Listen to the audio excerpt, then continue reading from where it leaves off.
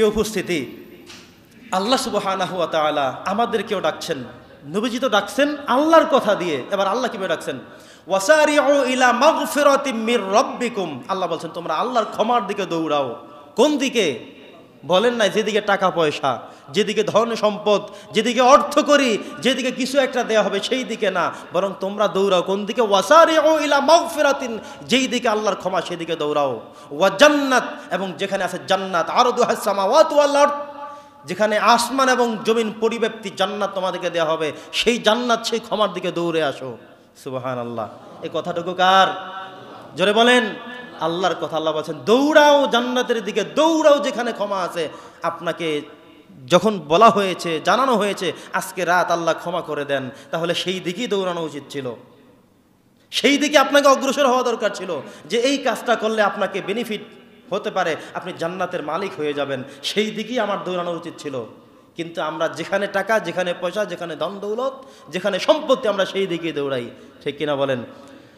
বন্ধুগণ আমার, নবী করিম সাল্লাল্লাহু আলাইহি সাল্লাম জান্নাতকে তার উম্মতের সামনে, সাহাবায়ে আজমাইনদের সামনে এমন করে উপস্থাপন করতেন। নবী করিম সাল্লাল্লাহু আলাইহি সাল্লাম এর উপস্থাপন ভঙ্গি ছিল এমন, যেটা কোরআন থেকে তিনি বলেছেন, ফালা তা'লামু নাফসুম মা উখফিয়া লাহুম মিন কুররাতি আ'য়ুন জাযাআন বিমা কানু ইয়া'মালুন। সূরা সাজদা 17 নম্বর আয়াত, যেখানে আল্লাহ তাআলা জান্নাতের ব্যাপারে কথা বলেছেন, ফালা তা'লামু নাফসুম মা উখফিয়া লাহুম, জান্নাতের মধ্যে এমন কিছু আছে যেটা কেউ জানে না।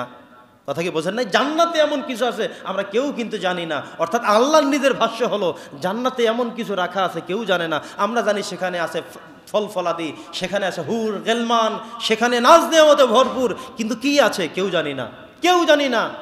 আল্লাহ তাআলা হাদিসে কুদসির মধ্যে বলেছেন, নবী যেটা বর্ণনা করেছেন আল্লাহর কথা, যে মালা আইনুন রাআত, কোন চক্ষু, পৃথিবীর যত চক্ষু আছে, আমাদের আপনাদের আমাদের যত চক্ষু আছে, কোন চক্ষু এমন কিছুই দেখেনি পৃথিবীতে। ওয়ালা উযুনুন সামিয়াত, কোন কান কখনো শোনে নাই ওখানে নেয়ামতটা কেমন। ওয়ালা খতরা আলা কলবি বাশার, কোন অন্তর, কোন হৃদয় অনুধাবনও করতে পারে নাই, এমন এক নেয়ামত তিনি সেখানে রেখেছেন। সুবহানাল্লাহ। আপনি আমি যদি মনে করি জান্নাতের মধ্যে মনে হয় আপেল খাওয়াবে, এই যে বাজারে কমলা ওইটা মনে হয় খাওয়াবে, এই যে ডালিম মনে হয় খাওয়াবে, ওইটা মনে হয় খাওয়াবে, না, আপনি যেটা এখানে দেখেন মনে করেন এই ফল সেই ফল না। তাইলে আল্লাহ তাআলা হাদিসে কুদসির মধ্যে নবীকে দিয়ে বলাতেন না? আল্লাহ নিজেই তো বলেছেন সূরা সাজদার মধ্যে, যে ফালা তা'লামু নাফসুম মা উখফিয়া লাহুম, তাদের কাছ থেকে গোপন রাখা হয়েছে, কেউ সেটা জানেও না, টেরও করে না, আজ করতে পারে না, অনুধাবনও করতে পারে না। নবীজি বলেছেন মালা আইনুন রাত, কোন চক্ষু সেটা দেখে নাই। তার মানে আপনি আমি দেখেছি কি আপেল কমলা বেদানা, এই যা কিছু দেখেছি, এইটা যেটা আমি দেখেছি, তাহলে আল্লাহ বলছেন আমি দেখি নাই, তার মানে এইটা সেইটা না। কথা কি বোঝেন নাই? এইটা সেইটার মতো না।